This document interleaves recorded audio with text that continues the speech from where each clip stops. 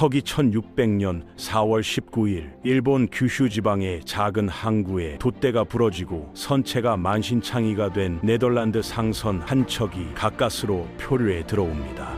배 안에는 지쳐 쓰러진 선원들만이 남아 있었습니다. 그들은 바로 네덜란드 동인도 탐험대 소속의 리프더호 드 리프드, 그리고 이 배에 탑승했던 한 영국인 항해사의 이름은 윌리엄 에덴스였습니다. 애덤스는 자신들의 목적이 모든 왕들과의 우정을 맺고 유럽의 물품을 동양에 소개하며 무역을 트는 것이라고 믿었습니다. 그들이 이 먼 일본까지 온 이유는 단 하나, 바로 새로운 무역로를 개척하기 위함이었습니다. 하지만 그들의 발밑에는 이미 거대한 역사의 덫이 놓여 있었습니다. 이방인의 출현은 일본에서 절대적인 권력을 휘두르던 한 집단의 분노를 샀기 때문입니다. 그들은 바로 포르투갈의 예수회였습니다. 윌리엄 애덤스의 일본에서의 첫 39일은 황제의 총애를 받는 사무라이의 삶이 아닌 십자가 처형을 기다리는 사형수의 삶이었습니다. 일본이 39일 동안 그를 감옥에 가둔 진짜 이유를 지금부터 17세기 일본에서 벌어진 가장 충격적인 음모를 파헤쳐 보겠습니다.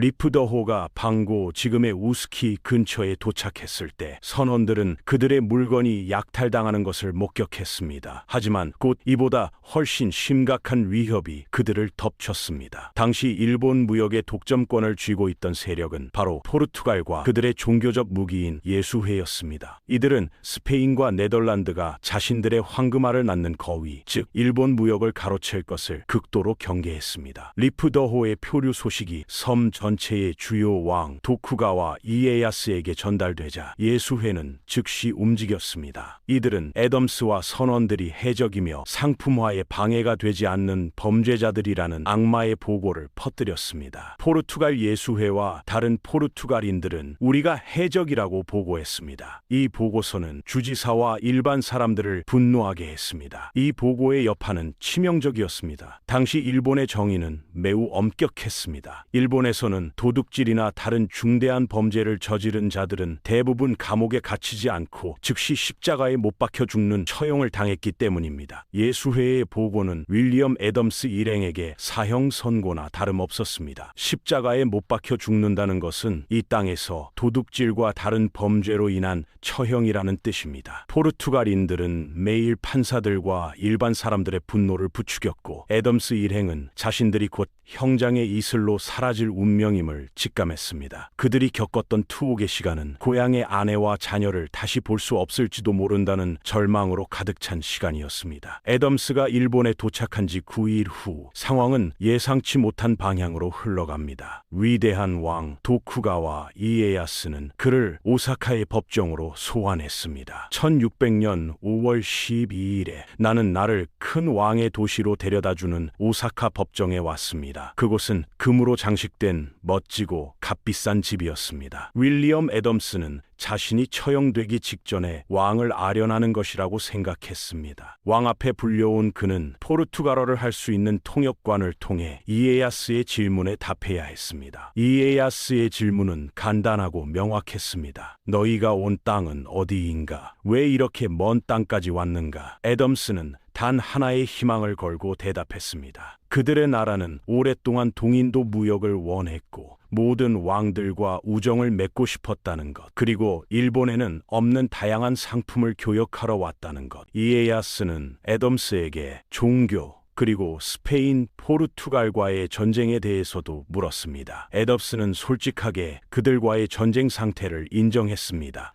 그리고 결정적인 순간 애덤스는 무역로 개척의 증거로 전 세계의 항해도 차트 오브 더 월드를 보여주었습니다. 동양의 왕이 보기에 너무나도 낯선 이 항해도는 이에야스를 방황하게 했습니다. 그는 애덤스가 거짓말을 한다고 생각했습니다. 결국 왕과의 아련은 자정까지 이어졌지만 애덤스는 자신이 원하는 무역 허가에 대한 명확한 답변을 듣지 못했습니다. 그리고 애덤스가 받은 명령은 충격적이었습니다. 그를 감옥에 보내라. 애덤스는 자신이 죽는 날 관습대로 처형될 날만을 기다리며 39일의 감옥 생활을 보냈습니다. 예수회와 포르투갈인들은 이 투옥 기간 동안에도 끊임없이 그들에게 불리한 증거를 제시했습니다. 저들은 모든 나라의 도둑과 강도이다. 하지만 신은 애덤스의 편이었습니다. 투옥 41일 후 황제는 애덤스를 다시 소환했습니다. 왕의 태도는 완전히 달라져 있었습니다. 이에야스는 애덤스에게 배로 돌아가 동포들을 만나고 싶은지 물었고, 애덤스는 기쁜 마음으로 그러겠다고 답했습니다. 그는 마침내 투옥에서 해방되었습니다. 배로 돌아온 애덤스는 자신이 오랫동안 처형당한 것으로 알고 울고 있던 동료들과 선장을 만났습니다. 하지만 기쁨도 잠시, 이미 배의 상품과 그의 소유물은 약탈당한 상태였습니다. 황제도 모르게 모든 것이 행해졌습니다. 그래서 시간이 흐른 뒤 그것에 대한 지식을 가지고 그는 그들이 취한 상품을 우리에게 돌려주라고 명령했습니다. 비록 상품은 회수되지 못했지만 황제는 보상으로 5만 양의 현금을 지급하라는 명령을 내렸습니다. 이는 단순한 보상이 아닌 그가 황제의 눈에 들었음을 의미했습니다. 얼마 후 황제는 애덤스의 배를 에도의 근처인 간토 관동 지방으로 옮기라고 명령했습니다. 그리고 윌리엄 애덤스의 인생을 완전히 뒤바꾼 결정적인 사건이 벌어집니다. 한 번은 나머지보다 더 위에 그는 내가 그에게 작은 배를 만들어 달라고 할 거야. 나는 목수가 아니라고 대답했다. 그에 대한 지식이 없습니다. 글쎄, 노력해 보세요. 좋지 않아도 상관없어요. 그가 말했습니다. 이에야스는 애덤스에게 80톤의 서양식 배를 만들어 달라고 요구했습니다. 애덤스는 자신이 목수가 아니라고 항변했지만 이에야스는 괜찮으니 시도해보라며 압박했습니다. 결국 애덤스는 자신의 지식을 총동원하여 서양식 범선을 완성해 바쳤고 황제는 매우 만족했습니다. 이후 애덤스는 막부의 건축 및 항해 분야에서 핵심적인 조언자가 되었습니다. 나는 그에게 기하학과 수학, 예술에 대한 몇 가지 요점을 다른 것들과 함께 가르쳤기 때문에 그러한 은혜와 은총을 입었습니다. 애덤스의 서양 지식, 특히 기하학과 수학은 이에야스를 기쁘게 했고 그는 이전의 적들을 놀라게 하며 황제의 총애를 받게 되었습니다. 애덤스는 매년 생활비로 쌀 70석과 매일 쌀 2석을 지급받는 파격적인 대우를 받으며 안진사마, 항해사님로 불리게 되었습니다. 그는 일본 최초의 서양인 사무라이라는 명예도 얻었습니다. 일본에서의 삶은 풍요로웠고 권력은 막강했습니다. 그러나 윌리엄 애덤스에게는 단 하나의 슬픔, 바로 고향에 대한 그리움과 양심의 문제가 남아 있었습니다. 5년이 지난 후 애덤스는 황제에게 간절히 간청했습니다. 이 땅에서 나가서 내 불쌍한 아내를 만나고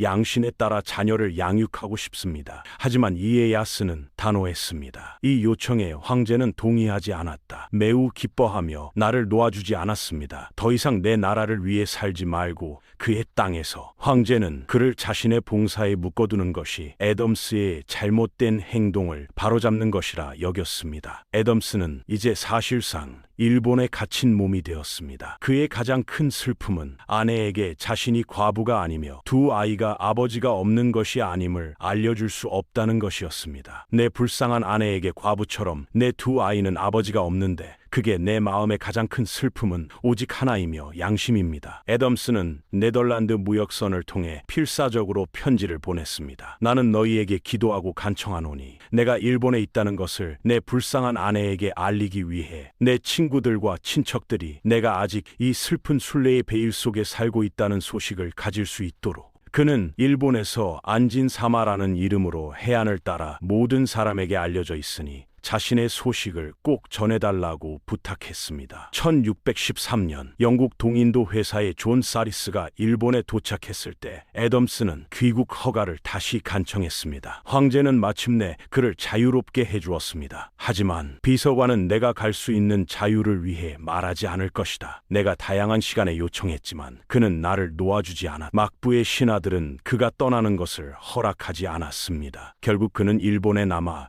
사무라이이자 상인으로 활동했습니다. 1620년 5월 6일 윌리엄 애덤스는 고향 땅을 다시 밟지 못하고 일본에서 생을 마감했습니다. 그는 유언장을 통해 자신의 재산을 영국에 있는 아내와 자녀 그리고 일본에 있는 아들과 딸에게 절반씩 나누어 주었습니다. 포르투갈 예수회의 음모로 십자가 처형 위기에 놓였던 한 영국인 항해사는 자신의 지식 하나만으로 일본의 최고 권력자의 총애를 얻어 역사를 바꾼 인물이 되었습니다. 하지만 그의 가장 큰 소원은 그 모든 부와 명예가 아닌 단지 고향의 가족들에게 내가 살아있다는 소식 한 줄을 전하는 것이었습니다. 여러분은 이 파란만장했던 윌리엄 애덤스의 삶에서 무엇을 느끼셨나요? 그의 이야기가 흥미로우셨다면 구독과 좋아요 부탁드립니다.